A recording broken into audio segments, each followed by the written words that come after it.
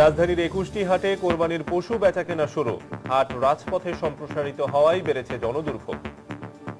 রাস্তার উপর গরুর হাট মানুষের চলাফেরার বিশাল ব্যাঘাত ঘটে। চট্টগ্রামে হাটে আইন শৃঙ্খলা পরিস্থিতি নিয়ন্ত্রণে রাখতে ২ স্তরের নিরাপত্তা ব্যবস্থা। সার্বিকভাবে আমরা পুলিশ কর্তৃপক্ষ এবং আমরা ক্যাম্পের লোক যারা প্রেজেন্ট আছি তারা খুব তৎপর আছি। এবার পশুর দাম বেশি বলে জানালেন ক্রেতা বিক্রেতা উভয়ই। গত বছরের তুলনায় এবছর গরুর দাম বাজারে খুবই বেশি। ইন্ডিয়া থেকে গরু এবার বাংলাদেশে কম ঢুকছে, এই জন্যই দেশি গরুর দাম একটু বেশি। দেখছিলেন সময়ের বিশেষ শিরোনাম। সকালের সময় সঙ্গে আছি আমি এজি মাহমুদ এবং আমি শফিক মোহাম্মদ। ভ্যাসমল এটি হচ্ছে আয়ুর ব্রাশ এবং আমন্ড প্রোটিন যুক্ত 60 বছরের ভরসা ন্যাচারালি ব্ল্যাক হেয়ার। এবারে অন্যান্য শীর্ষ সংবাদ। প্রিয়জনের সঙ্গে ঈদের আনন্দ উপভোগ করতে নারীর টানে বাড়ির পথে শহর ছাড়ছেন অনেকেই। ঢাকা চট্টগ্রাম রেল স্টেশনে এখন সরগরম। ব্যবহার অনুপযোগী হয়ে পড়েছে ঢাকা চট্টগ্রাম পুরাতন মহাসড়ক। কর্তৃপক্ষ বলছে ঈদে পথ পাড়ি চলবে জোড়াতালিতেই। ঈদকে সামনে রেখে রাজধানী এবং আশেপাশের এলাকায় অজ্ঞান এবং মলম পার্টির 11টি চক্রের 2 শতাধিক সদস্য তৎপর, জানালো পুলিশ। লতিফ সিদ্দিকের গ্রেপ্তার দাবিতে নাটোর ও রাজশাহীতে বিক্ষোভ। জামায়াত শিবিরের সঙ্গে পুলিশের ব্যাপক সংঘর্ষ। এবং শারদীয় দুর্গোৎসবের আজ মহা অষ্টমী। রাজধানী সহ দেশের বিভিন্ন স্থানে রামকৃষ্ণ মিশনে আয়োজন চলছে কুমারী পূজার।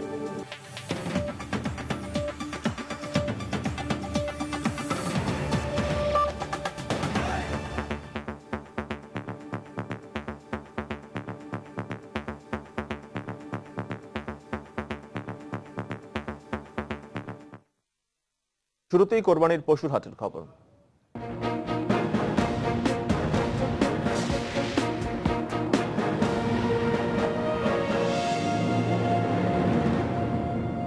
কোরবানির পশুর হাট নিয়ে সময়ের বিশেষ আয়োজন। পবিত্র ঈদুল আজহা উপলক্ষে রাজধানীর ২১টি হাটে আজ থেকে শুরু হয়েছে পশু বেচাকেনা। হাট তদারকিকে নাগরিক সুবিধা প্রাধান্য দিয়ে বারবার নগরীর পুলিশ প্রশাসন এবং সিটি কর্পোরেশন থেকে কার্যকর ব্যবস্থা গ্রহণের কথা বলা হলেও বাস্তবতা ভিন্ন। রাস্তায় হাট বসতে দেয়া হবে না বলা হলেও খোদ সিটি কর্পোরেশনের নকশা অনুযায়ী হাটের সীমানা নির্ধারণ করা হয়েছে রাজপথে। এতে দুর্ভোগে পড়েছেন এলাকাবাসীরা। বিস্তারিত জানাচ্ছেন সাইফুল ইসলাম জুয়েল। রাজধানীর আগারগাঁও পশুর হাট উত্তর সিটি কর্পোরেশনের আওতাভুক্ত। এই হাটের নির্দিষ্ট সীমানা নির্ধারণ করা হয়েছে আগারগাঁওয়ের বিভিন্ন স্থানের খালি জায়গা।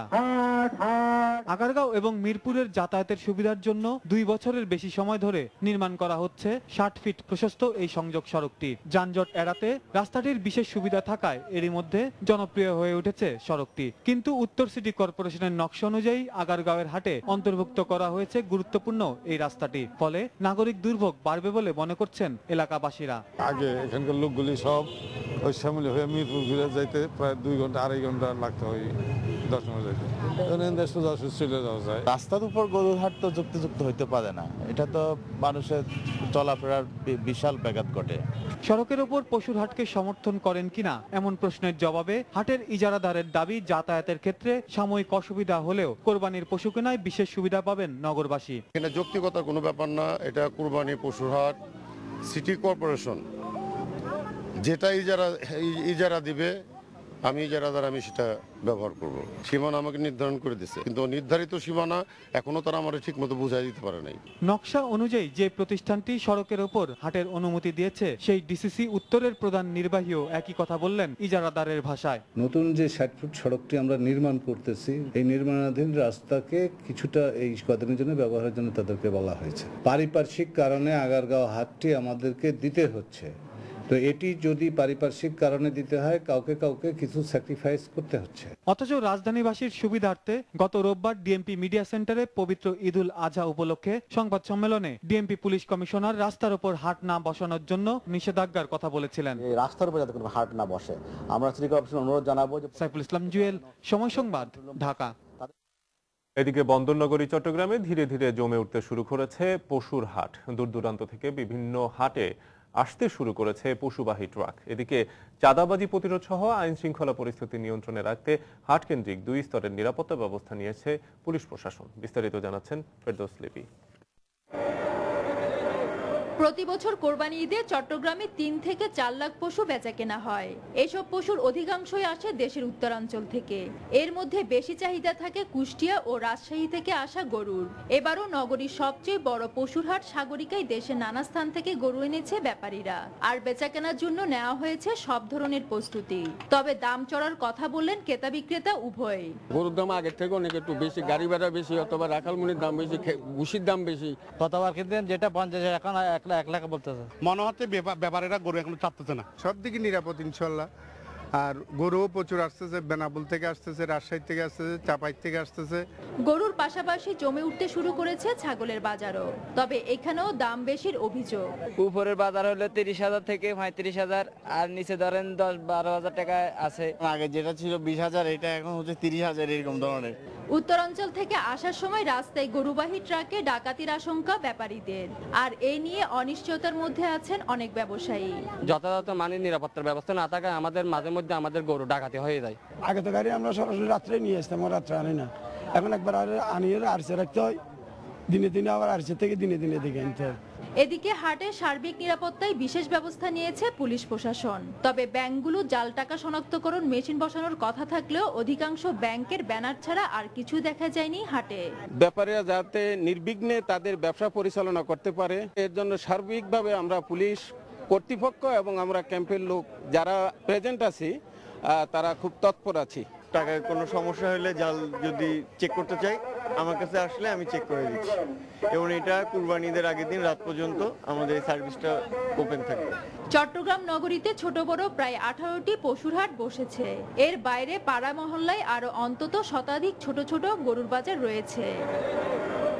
ফেরদৌস লিপি, সময় সংবাদ, চট্টগ্রাম। এদিকে বরিশালে কোরবানির পশুর হাটে বেচাকেনা এখনো তেমন একটা জমে ওঠেনি। তবে পশুর দাম গত বছরের তুলনায় এবার অনেক বেশি বলে জানিয়েছেন ক্রেতা বিক্রেতা উভয়ই। একটু কম দামের আশায় ক্রেতারা তাই শহর ছেড়ে ছুটছেন গ্রামের হাটে। মাহমুদুন নবী তোলা ছবিতে আরো জানাচ্ছেন ফেরদাউস সোহাগ। বরিশাল নগরীতে এবার অনুমোদিত পশুর হাটের সংখ্যা 8টি, কিন্তু এখনো জমেনি এর একটিও। এবার গতবারের চেয়ে গরুর দাম চাওয়া হচ্ছে অনেক বেশি। এ কারণে কিছুটা কম দামের আশায় ক্রেতারা ছুটছেন গ্রামের হাটে। ঘোরাঘুরি করতেছি, বাজার দেখতেছি, হ্যাঁ নিজের সাধ্যের ভিতরে থাকলে কিনবো। গত বছরের তুলনায় এবছর গরুর দাম বাজারে খুবই বেশি। আমার মনে হয় লাস্ট পর্যন্ত আসছে এই দাম থাকবে না, আরো কমবে। বরিশাল থেকে বাণিজ্য বাজারে গরু কেনার জন্য আসছি। শহরের তুলনায় এখানে গরুর দাম একটু কম। বরিশালে ভারতীয় গরুর আমদানি তুলনামূলক কম, আর এ কারণে গরুর দাম একটু বেশি বলে জানিয়েছেন ব্যাপারীরা। ইন্ডিয়ান গরু বাইরে না বিদা দেশি গরু বাজার খুব চড়া। ইন্ডিয়া থেকে গরু এবার বাংলাদেশে কম ঢুকছে, এই জন্যই দেশি গরুর দাম একটু বেশি। মোকামে যাই কিনতে পারি না আমরা, আর আমাকে এখানে তো বাজার কেনা বেচা নাই, বাজার কম। গত বছর শহরে যে গরু 50,000 টাকায় বিক্রি হয়েছে, এবার সেরকম গরুর দাম হাঁকা হচ্ছে 70,000 টাকা। যে কারণে বোয়ালিয়া, গুয়াচিত্রা কিংবা কসবার গ্রামীণ হাটে ক্রেতাদের ভিড় অনেক বেশি। ফেরদৌস সোহাগ, সময় সংবাদ, বরিশাল। কোরবানির পশুর হাট নিয়ে আরো একটি রিপোর্ট থাকছে সংবাদের পরের অংশে। ঈদকে সামনে রেখে আজও চলছে ঘরমুখো মানুষের রেলযাত্রা। দর্শক, এই মুহূর্তে রাজধানীর কমলাপুর রেলওয়ে স্টেশনে আছেন আমাদের রিপোর্টার সামিউল মুহিদ। আমরা এখন সরাসরি চলে যাব তার কাছে। আপনি জানেন আমি এই মুহূর্তে দাঁড়িয়ে আছি কমলাপুর রেলওয়ে স্টেশনে। আসলে স্টেশনে আসার পর যে জিনিসটি আমি দেখতে পেয়েছি, মানুষের বাড়ি ফেরার যে আনন্দ, সেই আনন্দের সাথে আসলে আর কোনো কিছুর কোনো তুলনা হতে পারে না। সকাল থেকে রেল কর্তৃপক্ষ আমাদের যে বিষয়টি জানিয়েছেন যে তিস্তা এক্সপ্রেস নামে যে ট্রেনটি রয়েছে, সেই ট্রেনটি সকাল থেকে সরে গিয়েছে। সেই সাথে সুন্দরবন এক্সপ্রেসের যে ট্রেনটি ছিল, সেই ট্রেনটিও স্টেশন ছেড়ে গিয়েছে বলে আমরা জানতে পেরেছি। আমি আপনাকে যে তথ্যটি জানাতে চাই, এখন যে ট্রেনটি প্ল্যাটফর্মে দাঁড়িয়ে আছে সেটি হচ্ছে মহানগর প্রভাতী। ঢাকা চট্টগ্রাম রুটে এই ট্রেনটি চলাচল করছে। ট্রেনের ভেতর আসলে অসংখ্য যাত্রী এসছেন, যারা তাদের প্রিয় মানুষদের সাথে ঈদের আনন্দ বা ঈদকে আসলে ঈদের ছুটিটাকে কাটানোর জন্য তারা যাচ্ছেন।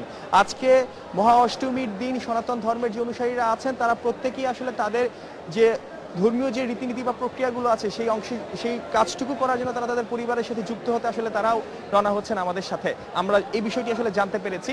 আমি আপনাকে যে তথ্যটি জানিয়ে রাখি, আসলে যে ট্রেনের যে শিডিউল বিপর্যয় যে কথাটি আসলে ঘটে এই ধরনের ঈদের সময়, এরকম কোনো সমস্যা এখন হয়নি। নির্দিষ্ট সময় পর পর ট্রেন প্ল্যাটফর্ম থেকে আসলে ছেড়ে যাচ্ছে। আমি আপনাকে জানিয়ে রাখতে চাই যে এখানে আসলে নিরাপত্তা ব্যবস্থার জন্য রেলওয়ে পুলিশের পক্ষ থেকে যে ধরনের উদ্যোগগুলো নেওয়া হয়েছে, তারা আসলে যথেষ্ট উদ্যমী এবং তারা আসলে কাজ করছেন। বাংলাদেশ স্কাউটের যে সংগঠনটি রয়েছে, সেই সংগঠনটি অলরেডি আসলে মানুষকে সহায়তা করছে যে তারা কোন পদ্ধতিতে আসলে কিভাবে কোন প্ল্যাটফর্মে দাঁড়িয়ে আসলে তারা ধীরে ধীরে তাদের যে কাঙ্ক্ষিত ট্রেন আছে সেই জায়গাটিতে চলে যাবে। আমরা এখানে কথা বলেছিলাম স্টেশন ম্যানেজারের সাথে, উনি আমাদেরকে যে তথ্যটি জানিয়েছেন যে ঈদ উপলক্ষে আগামী 3 থেকে 5 তারিখ পর্যন্ত আসলে ফিরতি টিকিটগুলো দেওয়া হবে এবং দেওয়ানগঞ্জ, খুলনা এবং পার্বতীপুরের যে বিশেষ ট্রেনগুলো আছে সেই বিশেষ ট্রেনগুলো এই প্ল্যাটফর্ম থেকে চলাচল করছে। মানুষ বাড়িতে যাচ্ছে, মানুষ ছুটছে। শফিক, এই ছিল আমার কাছে সর্বশেষ তথ্য। ফিরে যাচ্ছি বার্তা কক্ষে।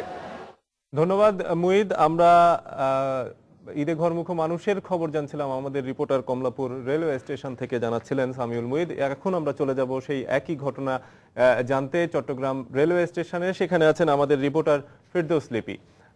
লিপি, চট্টগ্রাম রেলওয়ে স্টেশনে আজকে যে দ্বিতীয় দিনের অগ্রিম টিকিট বিক্রি হয়েছিল, আজকে তো যাচ্ছে ঘরমুখো মানুষ তাদের বাড়িতে, এখন কি অবস্থা?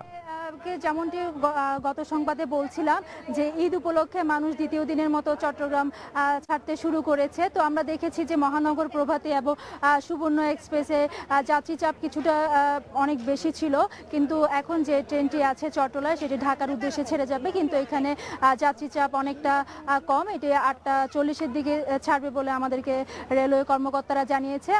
এর বাইরে আপনাকে জানিয়ে রাখি যে সুবর্ণ এক্সপ্রেস আসলে 6:40-এ ছাড়ার কথা ছিল, সেটা প্রায় 1.5 ঘন্টা বিলম্ব করেছে। এক্ষেত্রে স্টেশনের যে দায়িত্বপ্রাপ্ত কর্মকর্তা স্টেশন মাস্টার তিনি আমাকে জানিয়েছেন যে সুবর্ণ এক্সপ্রেসের বগি কিছুটা ত্রুটি ছিল, সেটা সারাতে টাইম লেগেছে। এক্ষেত্রে যাত্রীদের কিছুটা ভোগান্তির মুখে পড়তে হয়েছে। তবে আমরা দেখেছি যে যাত্রীরা আসলে ঈদে যে বাড়িতে গিয়ে প্রিয়জনদের সাথে ঈদ করবে সে আনন্দটাই আসলে অনেক বেশি ছিল। এছাড়া আপনাকে জানিয়ে রাখি যে 8:15-র দিকে সিলেটের উদ্দেশ্যে পাহাড়িকা ছেড়ে যাওয়ার কথা রয়েছে। তো এই চট্টগ্রাম রেল স্টেশনের যে কর্মকর্তারা আছে তারা আমাদেরকে জানিয়েছে যে ঘরমুখো মানুষের ঈদ যাত্রা আরামদায়ক করতে তারা সব ধরনের ব্যবস্থা নিয়েছে। আমরা দেখেছি যে স্টেশন চত্বরে জিআরপির রেলওয়ে নিরাপত্তা বাহিনী সহ আইন শৃঙ্খলা বাহিনী তৎপর রয়েছে এবং এই ক্ষেত্রে রেলওয়ে কর্মকর্তারা বলছে আজ কিছুটা চাপ কম থাকলেও আসলে বেশিরভাগ আগামীকাল থেকে যেহেতু সরকারি ছুটি সে কারণে আজ বিকেল অথবা আগামীকাল থেকে যাত্রী চাপ কিছুটা বাড়তে পারে। তো এই ছিল আমার কাছে চট্টগ্রাম রেল স্টেশনের সর্বশেষ তথ্য। শফি। লিপি, আপনাকে ধন্যবাদ। দর্শক, আমরা চট্টগ্রাম রেলওয়ে স্টেশন থেকে সেখানকার ঈদে ঘরমুখো মানুষের বাড়ি ফেরার খবর জানছিলাম আমাদের রিপোর্টার ফেরদৌস লিপির কাছ থেকে। দিন যতই গড়াচ্ছে ততই ব্যবহারের অনুপযোগী হয়ে পড়ছে ঢাকা চট্টগ্রাম পুরাতন মহাসড়ক। কোথাও কোথাও মহাসড়কটি দেবে গেছে, ভরে গেছে খানাখন্দকে, ফলে প্রতিনিয়তই ঘটছে দুর্ঘটনা। যানজট ছাড়িয়ে যাচ্ছে কিলোমিটারের পর কিলোমিটার। তবে ঈদের আগে এমন পরিস্থিতি নিয়ন্ত্রণে মাঠে নেমেছে অতিরিক্ত পুলিশ। আর মহাসড়ক কর্তৃপক্ষ বলছে ঈদে পথ পাড়ি চলবে অনেকটা জোড়াতালি দিয়েই। জুলহাস তালুকদারের ক্যামেরায় আরো জানাচ্ছেন বক্তিয়ার মুন্না। ঢাকা চট্টগ্রাম মহাসড়কে এভাবেই দিনের পর দিন থমকে দাঁড়ায় সব যানবাহন। নিত্যদিনের এই সমস্যা স্থায়ী সমাধানে 2010 সালের জানুয়ারিতে শুরু হয় মহাসড়ক 2 সারি থেকে 4 সারিতে উন্নীতকরণ প্রকল্পের কাজ।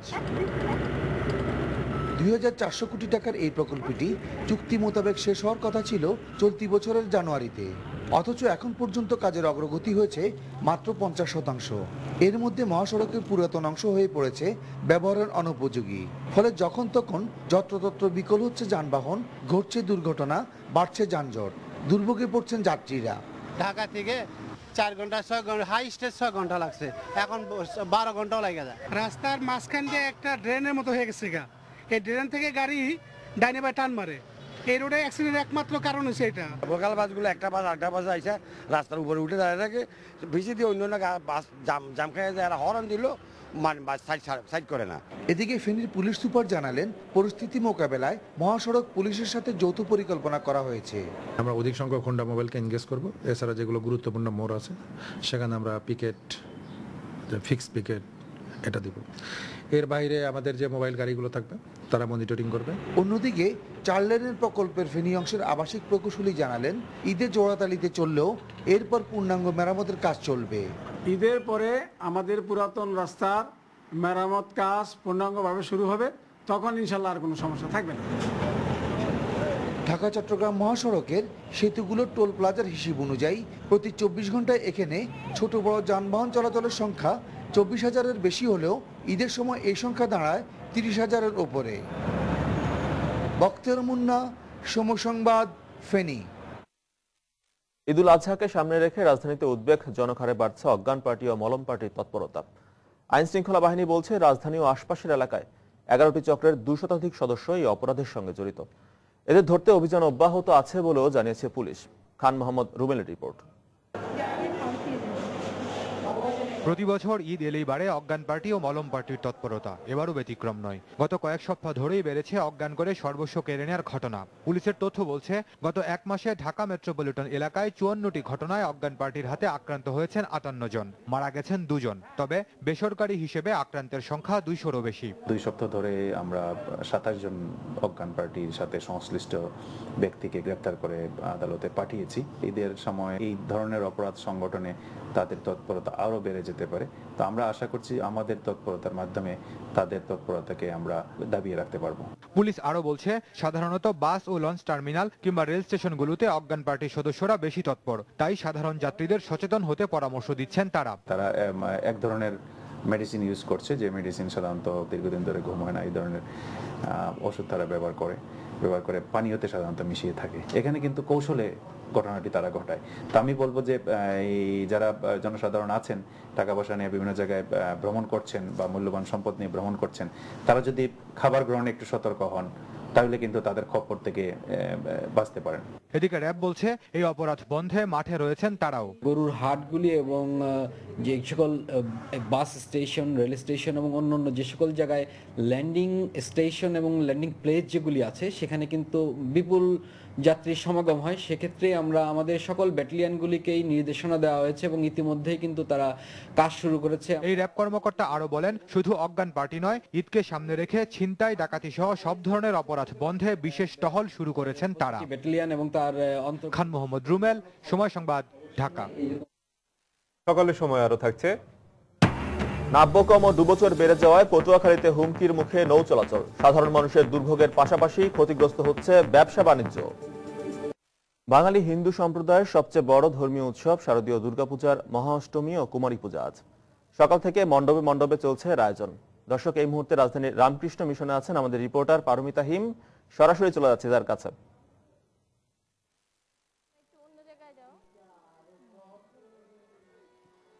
এই যে মহাষষ্ঠীর মধ্য দিয়ে গত 30 তারিখে যে দুর্গাপূজা শুরু হয়েছে, সেই মায়ের পুজো কিন্তু আজকে অষ্টমী পূজায়, আজকে মহা অষ্টমীতে আজকে আমরা রামকৃষ্ণ মিশনে দাঁড়িয়ে আছি এবং প্রতিদিনই কিন্তু আমরা সকালের পুজোর আপডেট জানিয়ে দিচ্ছিলাম এবং পুজোতে কি ধরনের আচার অনুষ্ঠান হচ্ছে আমরা বলছিলাম। এবং আজকে কিন্তু রামকৃষ্ণ মিশনে আসার একটা বিশেষ কারণ রয়েছে, সেটা হচ্ছে যেমন আজকের মহা অষ্টমী পূজার যে প্রধান আকর্ষণ কুমারী পূজা, সেটি কিন্তু এখানে অত্যন্ত সাড়ম্বরে এখানে পালন করা হয় এবং এই জন্য কিন্তু এখানে যেমন আমরা এসেছি আপনাদেরকে কুমারী পূজাটি সরাসরি দেখানোর জন্য, তেমনি এখানে কিন্তু অনেক দর্শনার্থী হাজির হয়েছেন সেই সকাল থেকেই। তবে আমার পেছনে দেখতে পাচ্ছেন যে মণ্ডপে কিন্তু দেবীর সামনে, মা দুর্গার সামনে কিন্তু সেই পুজো শুরু হয়েছে সকাল 6টা থেকে এবং মহা অষ্টমীর পূজা যেটা প্রারম্ভিক পূজা বলা যায়, আজকের দিনের পূজা, আজকের দিনে মায়ের মধ্যে প্রাণ প্রতিষ্ঠা করার যে পূজা, সেটা কিন্তু সেই সকাল 6টা থেকে এখনো পর্যন্ত চলছে।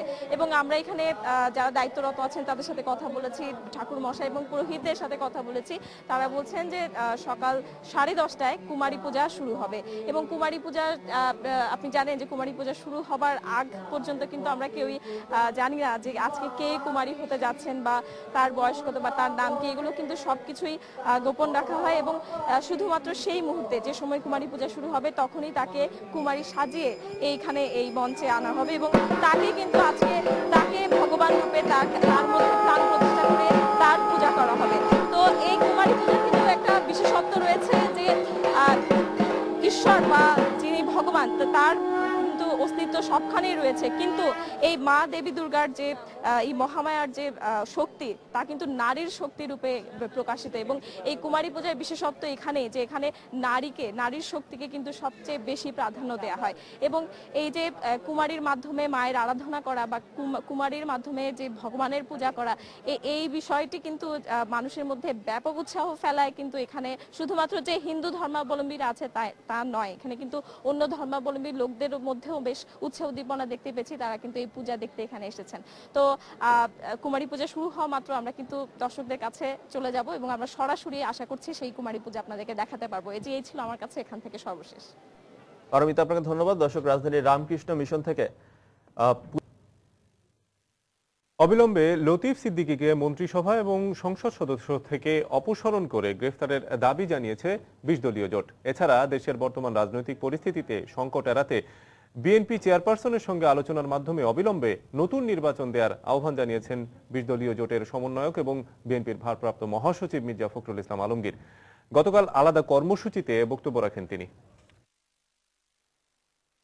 পবিত্র হজ ও তাবলিগ জামায়াত নিয়ে বর্তমান মন্ত্রিসভার সদস্য আব্দুল লতিফ সিদ্দিকীর কটূক্তি করার বিষয়ে ২০ দলীয় জোটের অবস্থান কি হবে তা নিয়ে আলোচনা করতে মঙ্গলবার রাতে বিএনপি চেয়ারপারসনের গুলশান কার্যালয়ে বৈঠকে বসে জোটের শীর্ষ নেতারা।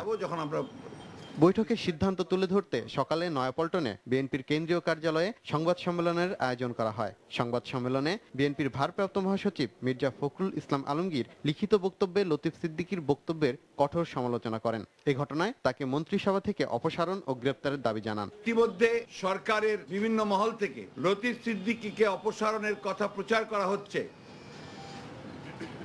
পত্রপত্রিকা ইতিমধ্যে এসেছে যে এর কোনো ভিত্তি খুঁজে পাওয়া যায়নি এবং যে সচিব এই মন্ত্রণালয়ের দায়িত্বে রয়েছেন ক্যাবিনেট সচিব, তিনি বলেছেন তিনি কিছু জানেন না। পরে জাতীয় প্রেস ক্লাবে ঢাকার দাউদকান্দি জাতীয়তাবাদী ফোরামের আয়োজনে প্রতিবাদ সভায় বক্তব্য রাখেন মির্জা ফখরুল। এ সময় তিনি দেশের রাজনৈতিক পরিস্থিতিতে সংকট এড়াতে বিএনপি চেয়ারপারসনের সঙ্গে সরকারকে সংলাপে বসার আহ্বান জানান। আমরাও খুব পরিষ্কার ভাষায় বলতে চাই, সংকট যদি এড়াতে চান, দেশকে যদি ধ্বংসের দিকে ঠেলে দিতে না চান, দেশকে যদি সংঘাতের দিকে ঠেলে দিতে না চান আবারও, তাহলে অবিলম্বে দেশনেত্রী বেগম খালেদা জিয়ার সঙ্গেই আপনাদেরকে আলোচনায় বসতে হবে। প্রতিবাদ সভায় মির্জা ফখরুল বর্তমান সরকারকে উৎখাতের জন্য জনগণের ঐক্য গড়ে তোলার আহ্বান জানান। সেই জন্মদিনে মনোয়ার হোসেন, সময় সংবাদ, ঢাকা। অন্যদিকে লতিফ সিদ্দিকীর বক্তব্য নিয়ে বিএনপি রাজনৈতিক ফায়দা হাসিল করতে পারেনি বলেই বিভ্রান্তিকর বক্তব্য দিচ্ছে বলে অভিযোগ করেছেন আওয়ামী লীগ নেতারা। সেই সঙ্গে এই বক্তব্য নিয়ে কাউকে রাজনীতির সুযোগ দেওয়া হবে না বলেও হুঁশিয়ারি করেন তারা। এছাড়া সম্প্রতি লন্ডনে দেয়া তারেক রহমানের বক্তব্যের কঠোর সমালোচনা করেন তারা। রাজধানীতে গতকাল আলাদা অনুষ্ঠানে বক্তব্য রাখেন আওয়ামী লীগ নেতারা। রাজধানীর ধানমন্ডিতে দলীয় সভানেত্রীর কার্যালয়ে সমসাময়িক রাজনৈতিক পরিস্থিতি নিয়ে সংবাদ সম্মেলনের আয়োজন করে আওয়ামী লীগ। এতে দলের যুগ্ম সাধারণ সম্পাদক মাহবুবুল আলম হানিফ বলেন, লতিফ সিদ্দিকীর বক্তব্য নিয়ে বিএনপি রাজনৈতিক ফায়দা হাসিল করতে চেয়েছিল। তিনি এ সময় বঙ্গবন্ধুকে নিয়ে তারেক রহমানের দেয়া বক্তব্যের সমালোচনা করে তাকে দেশে ফিরিয়ে এনে গ্রেফতারের দাবি জানান। লতিফ সিদ্দিকী সাহেবের এই বক্তব্য নিয়ে দেশের মানুষের মধ্যে যে ধর্মীয় অনুভূতি আঘাত লেগেছে, এটাকে তারা রাজনৈতিক ইস্যু হিসেবে মাঠে নেমে একটা বড় রকমের কোনো রাজনৈতিক ফায়দা হাসিলের হাসিল করতে পারবেন, সেটা মাননীয় প্রধানমন্ত্রীর সিদ্ধান্তের কারণে তাদের সেই আশায় ঘুরে পানি পড়েছে।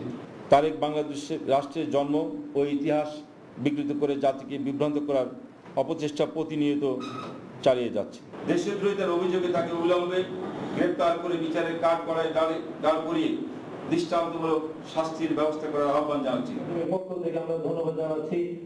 এদিকে রাজধানীর ডিপ্লোমা ইঞ্জিনিয়ারিং ইনস্টিটিউশনে আয়োজিত এক আলোচনা সভায় সুরঞ্জিত সেনগুপ্ত বলেন, লতিফ সিদ্দিকীর বক্তব্য নিয়ে কাউকে রাজনীতির সুযোগ দেবে না আওয়ামী লীগ। এই বিষয়টি নিয়ে গোলাবাড়িতে কেউ যদি রাজনীতির মাছ শিকার করতে চান, আমি তাদেরকে সাবধান করতে চাই। এছাড়া দুপুরে সচিবালয়ে বাণিজ্যমন্ত্রী তোফায়েল আহমেদ বলেন, আওয়ামী লীগের প্রতি রাজনৈতিক সংলাপের প্রস্তাব বিএনপির অসহায়ত্বেরই বহিঃপ্রকাশ। বিএনপি কত অসহায়, এই সংলাপের জন্য তাদের যে আগ্রহ এবং তাদের যে কাকুতি মিনতি। সাদিয়া আফরিন, সময় সংবাদ, ঢাকা। এদিকে জাতীয় পার্টির চেয়ারম্যান হুসেইন মোহাম্মদ এরশাদ বলেছেন, লতিফ সিদ্দিকীর কারণে সারা বিশ্বে বাংলাদেশের ভাবমূর্তি নষ্ট হয়েছে। গতকাল রাজধানীর কাকরাইলে জাতীয় পার্টির কেন্দ্রীয় কার্যালয়ে ঢাকা মহানগর দক্ষিণ আয়োজিত বিক্ষোভ সমাবেশে তিনি বক্তব্য রাখেন। এ ধরনের কটূক্তির জন্য লতিফ সিদ্দিকীকে গ্রেফতার করে তার ফাঁসির দাবিও জানান এরশাদ।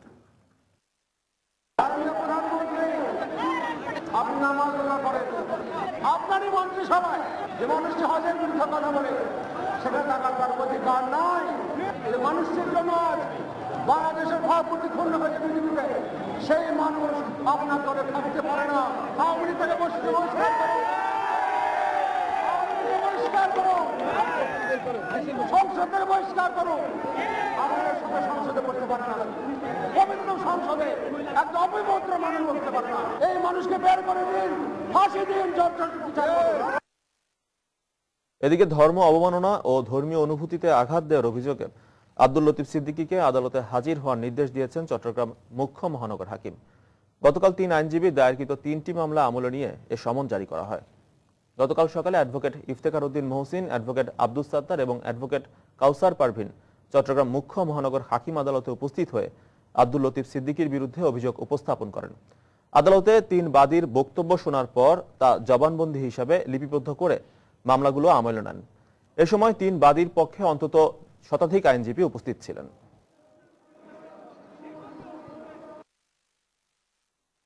এদিকে লতিফ সিদ্দিকীকে গ্রেপ্তারের দাবিতে রাজশাহীতে মহানগর ছাত্র শিবিরের একটি বিক্ষোভ মিছিলকে কেন্দ্র করে পুলিশের সঙ্গে সংঘর্ষের ঘটনা ঘটেছে। এতে পথচারী সহ আহত হয়েছেন অন্তত 7 জন। গতকাল সকালে নগরীর নিউ মার্কেট এলাকা থেকে শিবিরের একটি মিছিল বের হয়। বিভিন্ন সড়ক প্রদক্ষিণ শেষে রানীবাজার এলাকায় গিয়ে পথসভা করে তারা। এ সময় পুলিশ ধাওয়া দিলে তাদের লক্ষ্য করে ইট পাটকেল নিক্ষেপ এবং হাত বোমার বিস্ফোরণ ঘটায় শিবির কর্মীরা। পরিস্থিতি নিয়ন্ত্রণে পুলিশও পাল্টা শটগানের গুলি ছোড়ে। এ সময় 2 পক্ষের সংঘর্ষে 2 পথচারী সহ 7 জন আহত হন।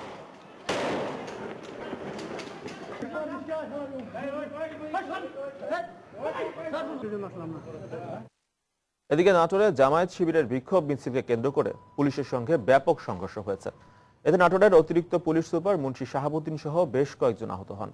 এ ঘটনায় জেলা জামায়াতের আমির ইউনুস আলী সহ 20 জনকে আটক করা হয়েছে। পুলিশ জানায় লতিফ সিদ্দিকীর বিচার দাবিতে গতকাল বিকেলে জামায়াত শিবিরের নেতাকর্মীরা চকরামপুর থেকে একটি মিছিল বের করে। পুলিশ বাধা দিলে জামায়াত শিবিরের নেতাকর্মীরা তাদের উপর হামলা চালায়। পরে অতিরিক্ত পুলিশ ঘটনাস্থলে এলে জামায়াত নেতাকর্মীদের সঙ্গে সংঘর্ষ বেঁধে যায়। এক পর্যায়ে নেতাকর্মীরা নাটোর মহাসড়ক অবরোধ করে। পরে র্যাব ও পুলিশের সঙ্গে ঘণ্টাব্যাপী সংঘর্ষের পর পিছু হটে জামায়াত শিবির কর্মীরা।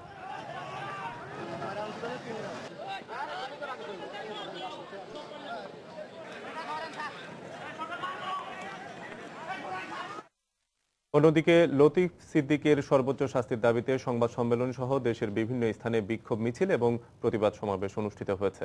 ধর্মীয় অনুভূতিতে আঘাত হানার প্রতিবাদে আব্দুল লতিফ সিদ্দিকীর ফাঁসির দাবিতে ফেনীতে বিক্ষোভ মিছিল করেছে জেলা হেফাজতে ইসলাম। গতকাল দুপুরে বিক্ষোভ মিছিল নিয়ে শহরের বিভিন্ন সড়ক প্রদক্ষিণ শেষে সমাবেশ করে তারা। এ সময় দ্রুত তাকে গ্রেফতার করে ফাঁসি দেয়া না হলে কঠোর আন্দোলনের হুঁশিয়ারি দেওয়া হয়।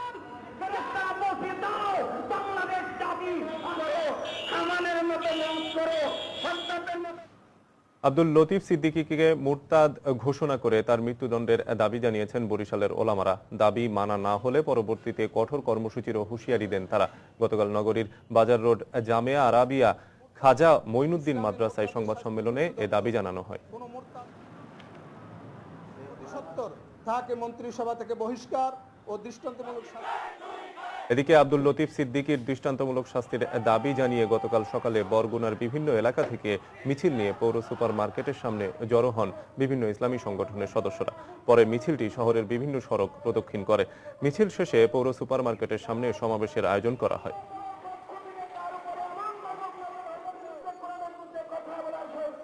একই দাবিতে মুন্সিগঞ্জ শহরে বিক্ষোভ মিছিল করেছে জেলা ইসলামী বাংলাদেশ আন্দোলন। এ সময় লতিফ সিদ্দিকীর দৃষ্টান্তমূলক শাস্তির দাবি জানানো হয়। আবারও কোরবানির পশুর হাট নিয়ে রিপোর্ট। কোরবানির পশুর হাটে কাগজ ও জরি দিয়ে তৈরি নানা রঙের মালা বিক্রি করতে দেখা যায়। পাটের রশি ও মুখোশ বিক্রেতারাও চোখে পড়ে প্রতি বছরই। কেউ বা অন্যান্য পশু খাদ্যের পাশাপাশি সবুজ ঘাস বিক্রি করে কিছুটা বাড়তি আয় করেন। আবার অনেকে চোখে পড়ে মূলত বাজার ঘুরে আনন্দ পেতেই আসে নিম্নবিত্ত ছেলেমেয়েরা। তবে সুযোগ পেলে ক্রেতা বিক্রেতারা ছোট ছোট ফরমায়েশ খেটে তারা রোজগার করে হাত খরচের পয়সা। এবং মৌসুমী পেশাজীবীদের কথা জানাচ্ছেন মিজানুর রহমান কবির। রামপুরা বাড্ডার বিভিন্ন জলাশয় থেকে ঘাস সংগ্রহ করে আফতাবনগরের বাজারে এসেছে এই শিশুরা। এ সময়টায় কাঁচা ঘাসের চাহিদা থাকায় কয়েক বছর যাবতই বড়দের দেখা দেখি নিজেরাও নেমেছে ঘাস বিক্রি করে কিছু টাকা আয় করতে। 2-3 বছর ধরে আন্না বেশি 10 টাকা 20 টাকা করে। আমার আম্মুর কাছে যায় জমা দিই, আম্মু দেয় জামা কাপড় কিনে আবার খাইতে দেয়, এনে ঘুরি মুড়ি আবার আন্না বেচি কাটতে কাটতে। শুধু স্থানীয়রাই নয়, অন্যান্য জেলা থেকেও রাজধানীর হাটে এসেছে অনেক কিশোর। রঙিন দড়ি, মালার মতো বাহারি পণ্য নিয়ে অস্থায়ী দোকানের পাশাপাশি তারা ঘুরে বেড়ায় পুরো বাজার জুড়ে। পশু কেনার পর সেগুলোকে সাজাতে এসব পণ্য কেনেন মূলত কোরবানিদাতারাই। তাই এদের অপেক্ষা বেচা কেনা জমে ওঠার জন্য। গরু বেচা কিনে হয় না, গরু রসি বেচা হয় না। পাটের মালা আনছি গলায় দেওয়ার লাগে, সেট মালা আছে গলায় দেবো, জরির মালা আছে শিঙে দেবো, শিঙা আছে, চান্দিনা আছে, শিঙা যেটা যে জায়গায় লাগাইতে পারে। আশপাশের মহল্লা থেকে দল বেঁধে বাজারে আসে অনেক শিশু কিশোর। বড় স্বেচ্ছাসেবকদের সাথে এরাও নিয়োজিত ক্রেতা বিক্রেতাদের উপকার করতে। ট্রাক আসলে ট্রাকের রাস্তা দেখা দিয়ে এদিক দিয়ে যান, এদিক দিয়ে যান। কেউ আবার পানি চাইলে আমরা পানি না দেই। কেউ যদি কিছু দেয়, তার মন থেকে কিছু দেয়, তাহলে আমরা নেই, এছাড়া নেই না আমরা। মৌসুমী পেশাজীবীরা জানালো, খুব বেশি রোজগার না হলেও কোরবানির হাটে আসার আনন্দ উপভোগ করতেই তারা অপেক্ষা করে থাকে বছরের বাকিটা সময়। মিজানুর রহমান কবির, সময় সংবাদ, ঢাকা।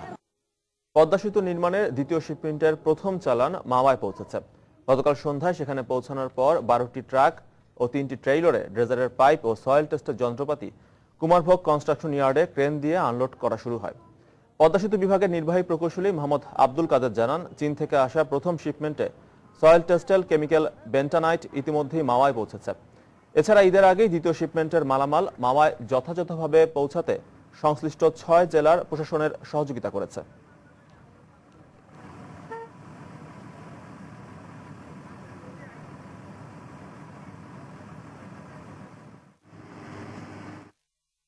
নাব্য কম এবং ডুবোচর বেড়ে যাওয়ায় পটুয়াখালীর নদীগুলোতে হুমকির মুখে পড়েছে নৌ চলাচল। এতে সাধারণ মানুষের দুর্ভোগের পাশাপাশি ক্ষতিগ্রস্ত হচ্ছে ব্যবসা বাণিজ্য। একটি মাত্র চ্যানেল দিয়ে চলাচল করতে হচ্ছে লঞ্চগুলোকে। পটুয়াখালী প্রতিনিধি মনির হোসেন বাদলের পাঠানো তথ্য ও ছবি নিয়ে ডেস্ক রিপোর্ট। একসময় দেশের বিভিন্ন অঞ্চলে পটুয়াখালী থেকে যাতায়াতের একমাত্র মাধ্যম ছিল নৌপথ। তবে বর্তমানে সড়কপথে যাতায়াত সম্ভব হলেও নৌপথ এখনো অন্যতম মাধ্যম। কিন্তু নাব্য কমে যাওয়ায় এবং নদীতে অসংখ্য চর জেগে ওঠায় লোহালিয়া, মিঘাই, গুলিশাখালী, হাজিখালী, লাউকাঠি সহ আরো কয়েকটি নদীতে নৌযান চলাচল প্রায় বন্ধ হওয়ার উপক্রম। একমাত্র ঢাকা পটুয়াখালী গলাচিপা চ্যানেলে সম্ভব হচ্ছে লঞ্চ চলাচল। এছাড়া জোয়ারের উপর নির্ভর করে নির্ধারণ করতে হয় নৌ চলাচলের সময়সূচি। সাময়িক পদক্ষেপ হিসেবে নদীগুলোতে ড্রেজিং করা হলেও তা স্থায়ী সমাধানে কাজে আসছে না। লোহালিয়া নদীতে যদি এভাবে চর পড়তে থাকে, একসময় এটার নামবোধা কমে যাবে এবং লঞ্চ চলাচল বন্ধ হয়ে যাবে। দীর্ঘদিন পর্যন্ত চর পড়তে আছে, এই বা কোনো কর্তৃপক্ষ এই চর কাটার জন্য উদ্যোগ নেয় নাই। অনেক জায়গায় অনেক ডুবুচর আছে, এই চরের জন্য আমাদের অনেক জায়গা অনেক সময় ঘুরিয়ে যাইতে হয় এবং এই ঘুরাতে হয়তো 1 ঘন্টা 1.5 ঘন্টা দেরি হয়। নদীর নাব্য কমে যাওয়ায় সাধারণ মানুষ যেমন সমস্যায় পড়ছেন, তেমনি বাধাগ্রস্ত হচ্ছে ব্যবসা বাণিজ্যের কাজও। ব্যবসা বাণিজ্য প্রসারের জন্য নদীটিকেই আমরা বেশি প্রাধান্য দিয়ে থাকি। ঢাকা থেকে নদীপথে আমাদের বাণিজ্যিক মালামাল পরিবহন করে। এদিকে ডুবোচরের সম্ভাব্য তালিকা তৈরি করে তা খননের ব্যবস্থা করা হয়েছে বলে জানালেন বিআইডব্লিউটি এর এই কর্মকর্তা। যেসব পয়েন্টে ডুবোচরের সম্ভাবনা দেখা দিতে পারে তার সম্ভাব্য তালিকা আগেই আমরা ড্রেজিং বিভাগকে জানিয়েছি। ডুবোচরের যদি সম্ভাবনা দেখা দেয় তাৎক্ষণিকভাবে কোনো জায়গায়, তাহলে ড্রেজিং বিভাগ সদা সর্বদা প্রস্তুত রয়েছে। প্রতিদিন মোট 6টি লঞ্চ পটুয়াখালী থেকে ঢাকায় যায়, আর এতে প্রায় 10,000 যাত্রী চলাচল করেন। সময় সংবাদ, পটুয়াখালী। জামালপুরে পারিবারিক দ্বন্দ্বের জেরে অ্যাসিড নিক্ষেপ করে শিলা বেগম নামে এক গৃহবধূর শরীর ঝলসে দেওয়া হয়েছে। গতরাতে সদর উপজেলার বিনন্দের পাড়ায় ঘটে নির্মম ঘটনা। গৃহবধূর দেবর শাকিল ও ননদ শিলার বিরুদ্ধে অ্যাসিড সন্ত্রাসের অভিযোগ করেছেন স্বজনরা। অভিযুক্ত ওই দুজনকে আটক করেছে সদর থানা পুলিশ। অ্যাসিড দগ্ধ শিখা ও তার মা জানান, পারিবারিক কলহের জেরে দীর্ঘদিন ধরেই শ্বশুরবাড়ির লোকজন তার উপর অত্যাচার নির্যাতন চালিয়ে আসছেন। গতরাত 8টার দিকে টিভি দেখার সময় দেবর শাকিল ও ননদ শিলা জানালা দিয়ে তার উপর অ্যাসিড নিক্ষেপ করে। শিখার চিৎকার শুনে ছুটে এসে প্রতিবেশীরা তাকে উদ্ধার করে। পরে তাকে ভর্তি করা হয় জামালপুর জেনারেল হাসপাতালে। চিকিৎসক জানান, অ্যাসিডে শিখার শরীরের অন্তত 9 ভাগ ঝলসে গেছে। আমার মনে হয় তার আমার দেবর, এই দুটার আমি নিজে দেখছি। কি কারণে মারলো? আমার এবার খেয়ে বাইরে দিব, আমি বাড়াই নাকি জমি জমারা সব লেগে গেছে গা। এখন আমি বাড়াই নাকি দিন ভরা খালি বিরোধ করে টিভি দেখতেছি, চালানা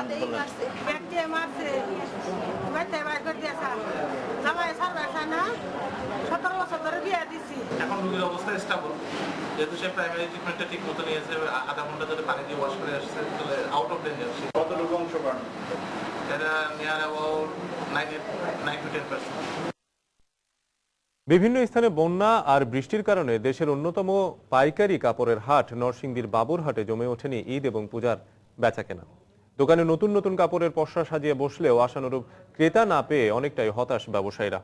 খুচরা বাজারে বেচাকেনা না হওয়ায় মন্দাভাব বলে জানান তারা। নরসিংদী থেকে কাউসার আহমেদের ছবি এবং আশিকুর রহমান পিয়ালের পাঠানো তথ্য নিয়ে ডেস্ক রিপোর্ট। দেশের অন্যতম পাইকারি কাপড়ের বাজার নরসিংদীর শেখেরচর বাবুরহাট। মাথার টুপি থেকে শুরু করে sari, lungi, Punjabi, three piece, shirt, pant, থান কাপড় সহ সব ধরনের কাপড় পাওয়া যায় এখানে। ঈদ আর পূজা উপলক্ষে বাজারের ছোট বড় সব দোকানে কাপড়ের পসরা সাজিয়ে বসেছেন ব্যবসায়ীরা, কিন্তু পাইকারি ক্রেতা না পেয়ে অধিকাংশ সময় দোকানের মালিক কর্মচারীরা অলস সময় কাটাচ্ছেন। মোকামে কোনো বেচা কিনা তেমন হইতেছে না, পাইকার পত্র তেমন আসতেছে না। তা ঈদ এবং পূজা উপলক্ষে আমরা ব্যবসায়ীরা যেই আশাটা করছিলাম বেচা বিক্রির, ওই রকমটা আমরা এখন পাইতেছি না। বর্ষা মৌসুমে কিছু জেলাতে বৃষ্টি কাদলা হওয়াতে একটু বেচা কিনি টার্গেট অনুযায়ী পূরণ হয় নাই। বর্তমানে আমরা আশা করতেছি সামনে একটা হাট আছে, এই হাটেও আমরা ভালো বেচাকিনি করব।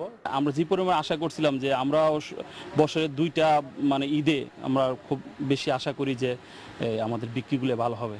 আসলে গত ঈদও এরকমই হয়েছে, আর এই ঈদটাও আমাদের খুব খারাপ গেছে। ব্যবসায়ীরা বলছেন দেশের সর্ববৃহৎ কাপড়ের এই হাটে ঈদ আর পূজার সময় প্রতি সপ্তাহে আগে লেনদেন হয়েছে 1000 কোটি টাকা, কিন্তু এবার নানা সমস্যার কারণে বেচাকেনা কমে দাঁড়িয়েছে 3 থেকে 400 কোটি টাকায়। শারদীয় দুর্গা উৎসব এবং ঈদ উল আজহা দুইটা একসাথে হবে, এর জন্য আমাদের প্রস্তুতি একটু বেশি ছিল। প্রত্যাশাটা থাকলেও আমরা ওইরকম বেচা বিক্রি করতে পারি নাই। বাবুরহাটে ছোট বড় সব মিলিয়ে পাইকারি কাপড়ের দোকান রয়েছে প্রায় 3000। সময় সংবাদ, নরসিংদী। মৌসুমের শেষ ভাগে এসে বঙ্গোপসাগর ও এর আশপাশের নদীগুলোতে ঝাঁকে ঝাঁকে ধরা পড়ছে রূপালী ইলিশ। আর মাছ বেচাকেনায় ব্যস্ত সময় পার করছেন বরগুনার পাথরঘাটা মৎস্য অবতরণ কেন্দ্রের পাইকার ও আড়তদাররা। তবে পেছনের ক্ষতি কাটিয়ে ওঠা নিয়ে শঙ্কায় রয়েছেন তারা। পাথরঘাটা মৎস্য অবতরণ কেন্দ্রে থেকে এখন প্রতিদিন দেশের বিভিন্ন মোকামে যাচ্ছে রূপালী ইলিশ। এতে জেলে ও মাছ ব্যবসায়ীরা আশার আলো দেখলেও ক্ষতি কাটিয়ে ওঠা নিয়ে দুশ্চিন্তায় রয়েছেন তারা। বর্তমানে প্রতিমন ইলিশ বিক্রি হচ্ছে 20 থেকে 25,000 টাকায়। এদিকে আগামী 5 থেকে 15 অক্টোবর পর্যন্ত মা ইলিশ ধরা, কেনা ও বেচা বন্ধের নির্দেশ দিয়েছে মৎস্য অধিদপ্তর। অন্যদিকে জেলেরা বলছেন 15 অক্টোবরই শেষ হবে ইলিশের মৌসুম। এদিকে বাগেরহাটের মৎস্যজীবীদের আগামী 5 অক্টোবর থেকে 11 দিনের জন্য ইলিশ আরোহণ, মজুদ এবং বিপণন না করার জন্য আহ্বান জানিয়েছেন মৎস্য ও প্রাণী সম্পদ মন্ত্রণালয় সম্পর্কিত স্থায়ী কমিটির সভাপতি অ্যাডভোকেট মীর শওকত আলী বাদশা এমপি। গতকাল দুপুরে জেলার বাদোখালী ভুটিয়ামারি বিলে মাছের পোনা অবমুক্ত করে মৎস্যজীবীদের উদ্দেশ্যে একথা বলেন তিনি। এ সময় সদর উপজেলার 14,000 হেক্টর আয়তনের বিলে 667 কেজি রুই মাছের পোনা অবমুক্ত করা হয়। অনুষ্ঠানে উপস্থিত ছিলেন মৎস্য অধিদপ্তরের উপপরিচালক মোহাম্মদ মনিরুজ্জামান এবং জেলা মৎস্য কর্মকর্তা নারায়ণ চন্দ্র মণ্ডল। হবিগঞ্জে বিসিক শিল্পনগরীর একটি মোবিল রিসাইক্লিং কারখানায় অগ্নিকাণ্ডের ঘটনা ঘটেছে। ফায়ার সার্ভিস জানায় গতকাল বিকেল 5টার দিকে ধুপিয়াখাল শিল্পনগরীর প্রমিনেন্ট লুপ লিমিটেডের মোবিল কারখানায় আগুন লাগে। মুহূর্তের মধ্যে আগুন 4 দিকে ছড়িয়ে পড়ে। এতে ড্রামে থাকা মোবিল পুড়ে যায়। খবর পেয়ে ফায়ার সার্ভিসের 2টি ইউনিট প্রায় 1.5 ঘন্টা চেষ্টা চালিয়ে আগুন নিয়ন্ত্রণে আনে। তবে তাৎক্ষণিকভাবে আগুনের সূত্রপাত সম্পর্কে নিশ্চিত হতে পারেনি ফায়ার সার্ভিস।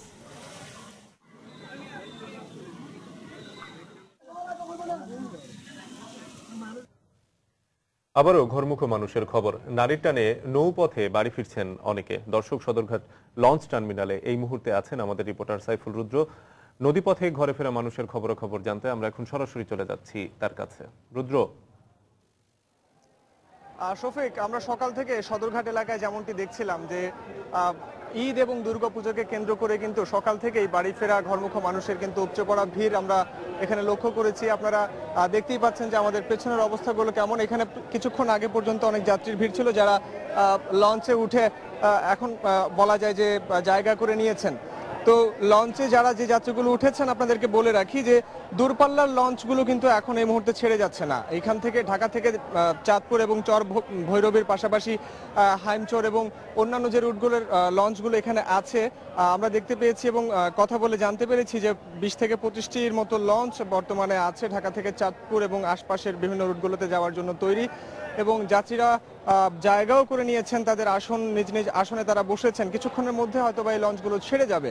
তো এই 20-25টি লঞ্চ ছাড়াও আরও যে 30 থেকে 35টির মতো লঞ্চ আছে ঢাকা থেকে বরিশাল সহ অন্যান্য দক্ষিণাঞ্চলের বিভিন্ন রুটে সেই লঞ্চগুলো ছেড়ে যাবে।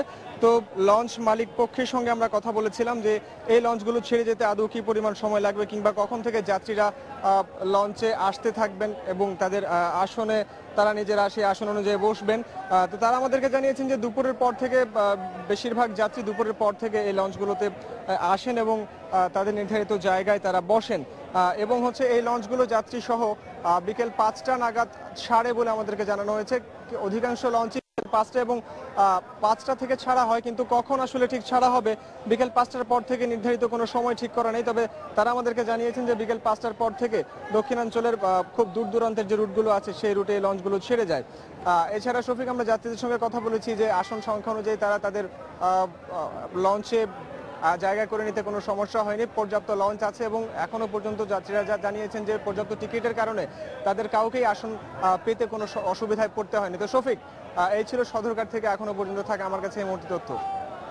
রুদ্র, আপনাকে ধন্যবাদ। দর্শক, সদরঘাট থেকে ঈদে ঘর ফেরা মানুষের খবর জানাচ্ছিলেন আমাদের রিপোর্টার সাইফুল রুদ্র।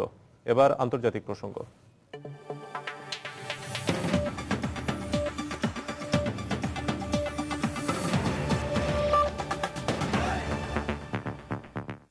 পাকিস্তান তেহরিকি ইনসাফ পিটিআইয়ের চেয়ারম্যান ইমরান খানের বিরুদ্ধে অগণতান্ত্রিক আচরণের অভিযোগ তুলে পদত্যাগ করেছেন দলের জ্যেষ্ঠ নেতা জাভেদ হাশমি।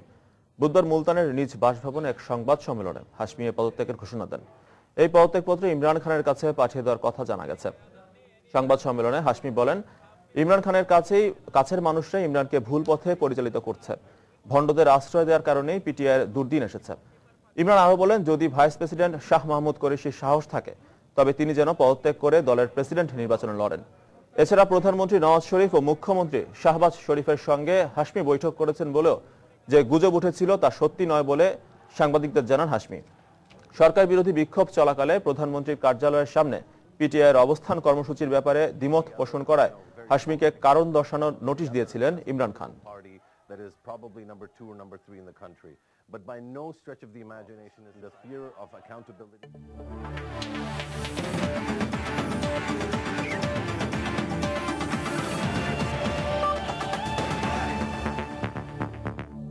খেলার খবর। এশিয়ান গেমস শুধু জয় নয়, 203 রানের রেকর্ড ব্যবধানে কুয়েতকে হারিয়ে এশিয়ান গেমসে উড়ন্ত সূচনা করেছে মাশরাফির নেতৃত্বে বাংলাদেশ ক্রিকেট দল। নির্ধারিত 20 ওভারে আগে ব্যাট করে 225 রানের টার্গেট দেয় বাংলাদেশ। জবাবে ব্যাট করতে নামা কুয়েত 13 ওভারে মাত্র 21 রানেই গুটিয়ে যায়।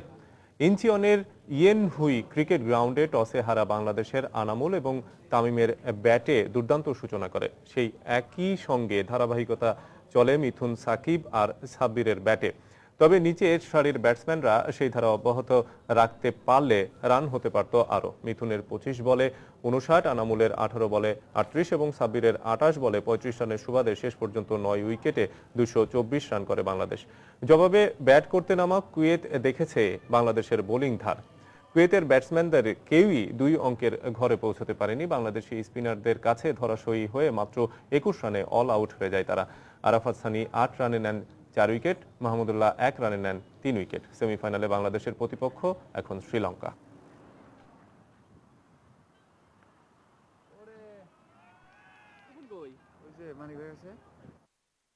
সকালের সময় এ পর্যায়ে শীর্ষ সংবাদগুলো জানিয়ে দিচ্ছি আরেকবার। রাজধানীর 21টি হাটে কোরবানির পশু বেচা কেনা শুরু। হাট রাজপথে সম্প্রচারিত হওয়ায় বেড়েছে জনদুর্ভোগ। চট্টগ্রামে হাটে 2 স্তরের নিরাপত্তা ব্যবস্থা। প্রিয়জনের সঙ্গে ঈদ আনন্দ উপভোগ করতে নারীর টানে বাড়ির পথে শহর ছাড়ছেন অনেকেই। ঢাকা ও চট্টগ্রাম রেল স্টেশন এখন সরগরম। ব্যবহার অনুপযোগী হয়ে পড়েছে ঢাকা চট্টগ্রাম পুরাতন মহাসড়ক। কর্তৃপক্ষ বলছে ঈদে পথ পাড়ি চলবে জোড়াতালিতেই। ঈদকে সামনে রেখে রাজধানী ও আশপাশের এলাকায় অজ্ঞান ও মলম পার্টির 11টি চক্রের 200 শতাধিক সদস্য তৎপর, জানালো পুলিশ।